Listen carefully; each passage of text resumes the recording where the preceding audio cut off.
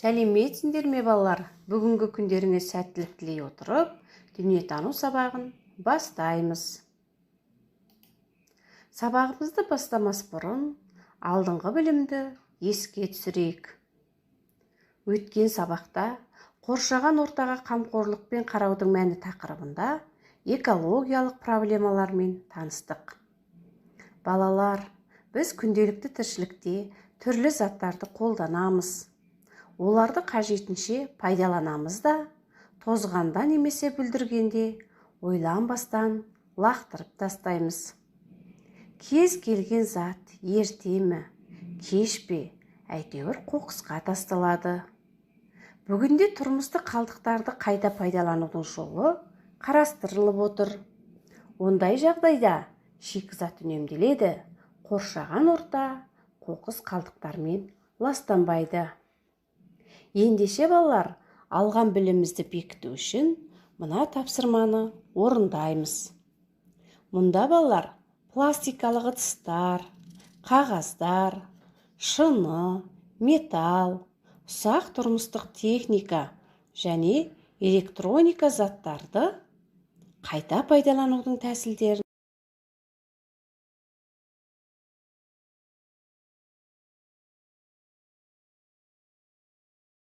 ойлап табыңдар. Сенің алдыңда 5 жәшік тұр. Оған қайта өңдеуге болатын қалдықтарды жеке-жеке бөліп салыңдар. Жарайсыңдар балалар, тапсырманы керемет орындадыңдар. Балалар, сабағымызды көңілді бастау үшін мына өлең шумақтарын бірге айтайық. Мен айтамын, сендер қайталайсыңдар. Ғылымның сырын ұғамыз, шығамыз білім шыңына. Ұқыптылықпен зеректік, жеткізсін біздей өренді дүниетану сырына. Ал енді балалар, мен сабақты бастамас бұрын сендерге мынандай жұмбақтарды жасырғым келіп тұр. Жер бетінде жоқ ойменен қыр, өзінің кіндігінен айналып жүр. Өзіне назар салып қарасаңыз, келбеті жер жүзінің көрініп тұр. Ол не балалар? Әрине глобус. Жер көрдім, қаласы бар, үйлері жоқ мекен дейтін. Көп көрдім, өзен көрдім, сулары жоқ терең дейтін. Ол не балалар? Әрине карта. Мінекей тамаша. Балалар, сендер бұл жұмбақтың жауабын қиналмай-ақ тапты деп ойлаймын.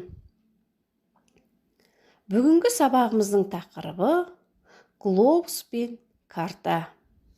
Осы сабақта қол жеткізілетін оқу мақсаттары, глобус пен карталардың қолдану аясын, олардан негізгі нысандарды көрсете білу.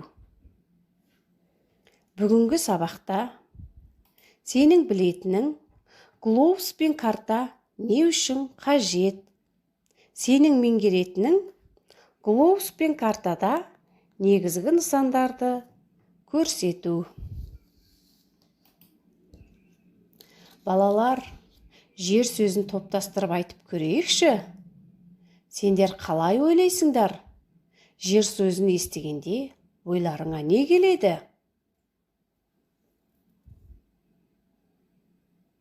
Жарайсыңдар балалар, керемет.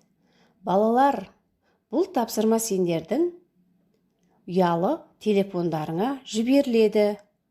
Жазған жұмыстарыңды дұрыс жауап нұсқасымен тексеріп көрейік. Жарайсыңдар балалар, тапсырманы керемет орындадыңдар.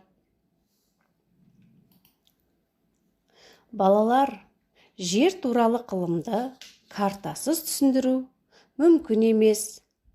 Мұхит, теңіз, құрлық, елді мекендердің орналасу туралы білім негіздерін түрлі саяхатшылар қалады. Глобусты айналдырып, картаны мұқият қарай отырып, құрлықтың контурын, мұхиттардың көп бейнесін, жазықтарды көруге болады. Картада да, глобуста да белгілі бір белгілер жүйесін қолдана отырып, бейнеленген жер бетінің кішірейтілген нысандарын көре аламыз. Нысандар деп айналадағы кез келген заттар мен құбылыстарды айтамыз. Ал балалар, карта мен глобус арасында қандай айырмашылық бар? Карта термині грек сөзінен шыққан. Ол жазуға арналған папирус қағазы дегенді білдіреді. Яғни карта жер бетінің жазықтықтағы көрнекі бейнесі. Ал глобус сөзі латын тілінен шыққан. Аудармасы шар деген мағынаны білдіреді. Жұлдыздар, планеталар, ғарыш денесі шар сияқты екені бұрыннан анықталған. Глобус біздің ғаламшарымыздың дәл моделі. Жер бетіндегі барлық нысандардың контуры қандай болса, глобуста да солай көрсетілген. Глобус пен карта адамзаттың маңызды өнертабысы.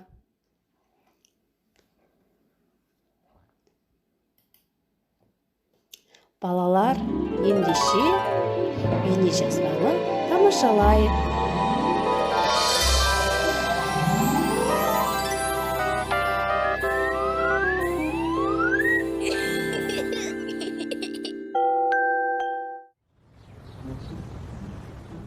Қызық, неге адамдар мұны басқа бір атаумен атамай, нақ глобус деп атады екен? Дана, глобус деген сөз латын тілінен аударғанда шар деген мағынаны береді. Сондықтан да глобус деп атаған.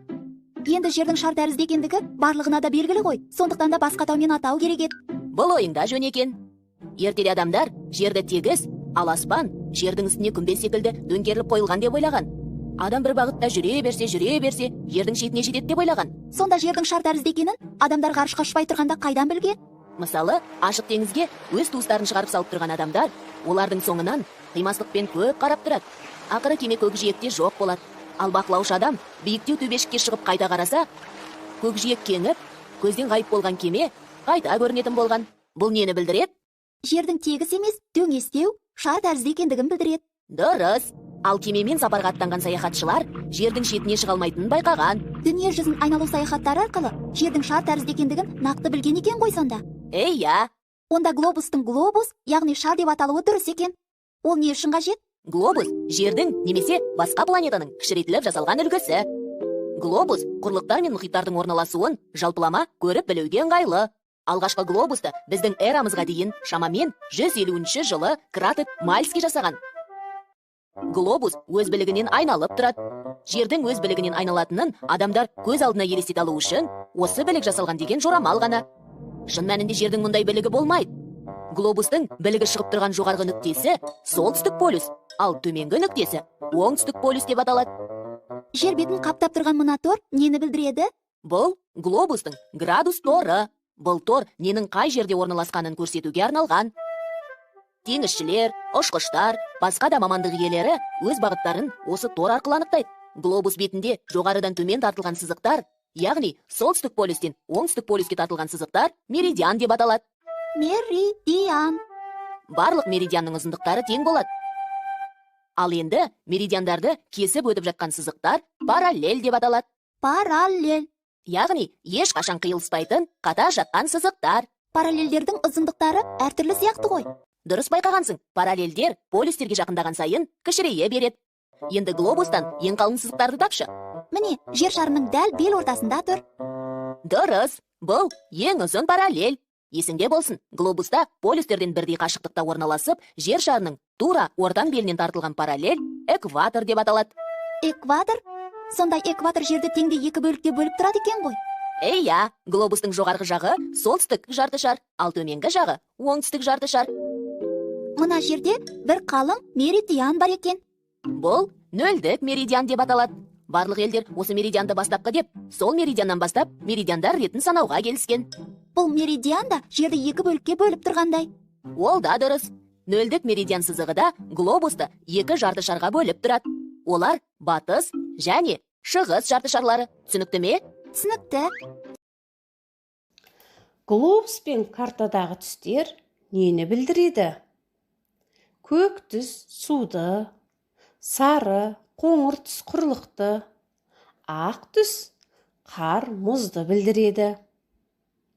Бұдан мыңдаған жылдар бұрын адамдар беймәлім аймақтарға қайықпен саяхаттауға шыққан. Құрлықты түйемен, атпен жүріп өткен. Оларды жиһанкездер деп атады. Жер шарын жиһанкездер айналып шыққаннан кейін алғашқы карталар жасалады. Мұхит жер бетіндегі ойыстарға жиналған табиғи су айдыны. Жер бетінде 4 мұхит бар. Үнді мұхиты ең тұзды мұхит және ең жылы мұхит. Үнді мұхиты суының таза, көгілдірлігімен ерекше көзге түседі. Ал Атлант мұхиты ең көп балық ауланатын мұхит. Солтүстік мұзды мұхиты ең кіші, ең таяз, ең суық мұхит. Оның көпшілік бөлігін жыл бойы мұз басып жатады. Тынық мұхиты жер шарындағы ең үлкен, әрі ең терең мұхит. Көлемі жағынан қалған 3 мұхитқа пара-пар. Ал балалар, құрлық жан-жағын мұхиттар мен теңіздер қоршап жатқан орасан зор ауқымды жер бөлігі. Жер шарында барлығы 6 материк бар. Қол ұстасып тұрғандай, 2 континент бұл Солтүстік Америка мен Оңтүстік Америка. Ал ешқашан қыс болмайтын ең ыстық материк Африка. Ең үлкен материк Евразия деп аталады. Бұл біз тұрып жатқан құрлық. Ал ең кішкентай материк Аустралия деп аталады. Оның атауын кенгуру аралы деп атауға болады. Ең суық материк Антарктида. Ол оңтүстік полюсте орналасқан. Онда адам тұрмайды. Ол жер пингвиндер мен итбалықтар патшалығы. Балалар, енді алған білімімізді бекіту үшін тапсырмалар орындаймыз. Бірінші тапсырма сәйкестендіру. Бұл тапсырмада балалар глобус, географиялық карта, мұхит, құрлық сөздерін дұрыс жауаптармен сәйкестендіресіңдер. Балалар, тапсырмалар сендердің мобильді құрылғыларыңа жібереді. Мұқият орындаңдар. Жарайсыңдар балалар, тапсырманы керемет орындапсыңдар. Сендерге дән ризамын. Екінші тапсырма. Екінші тапсырмада берілген картаға ірі мұхиттар мен құрлықтардың атауларын жазасыңдар. Тапсырма мобильді құрылғыларыңа, яғни ұялы телефондарыңа жіберілді. Тапсырманы сендер қиналмай орындайды деп ойлаймын. Жарайсыңдар балалар, тапсырманы мұқият орындапсыңдар. Сендер өте ақылды баласыңдар. Келесі балалар, үшінші тапсырма. Географиялық картамен салыстырғанда глобустың айырмашылығы неде? Картаны түсінудің тағы бір кілті балалар солтүстік, оңтүстік, батыс және шығыстың шартты орналасуы. Бұл туралы біз бұрын айтқан болатынбыз. Жер бетінің картада орналасу тұжырымдары дұрыс па? Ойлан. Енді балалар, өздеріңді тексеріп көріңдер. Жарайсыңдар балалар, тапсырма өте мұқият орындалды. Глобуста картадан көрі жер беті нақтырақ бейнеленген. Бұл бұрыс тұжырымдама. Глобус картадан көрі алып жүргенге ыңғайлы. Әрине бұл бұрыс тұжырымдама.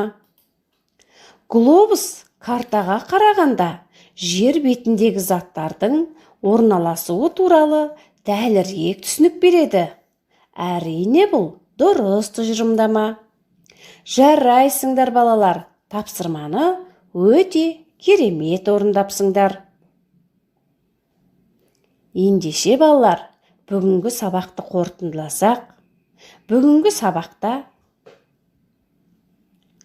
глобус пен карта не үшін қажет екенін білдіңдер. Глобус пен картада негізгі нысанды көрсетуді меңгердіңдер. Енді балалар, бүгінгі сабақта өздеріңді бағдаршам әдісі арқылы бағалап көріңдер. Егер сабақта белсенді болсаңдар, сабақта көп пайдалы мәліметтер алсаңдар, көп жұмыс жасасаңдар, өздеріңе тиісті баға алсаңдар, барлық сендерге түсінікті болса, жасыл түсті таңдауларыңа болады. Ал егер сабақ қызықты болды десеңдер, белсенді болдым, сабақта пайдалы мәліметтер алдым, сабақта және өзімді жақсы сезіндім десеңдер, сары түсті. Ал сабақта көп нәрсені түсінбедім, сабақтағы мәліметтер маған керек емес, сабақта белсенді бола алмадым, жауап берген жоқпын десеңдер, қызыл түсті таңдауларыңа болады. Балалар, үйге тапсырма, қолдан өздерің глобус жасап көріңдер.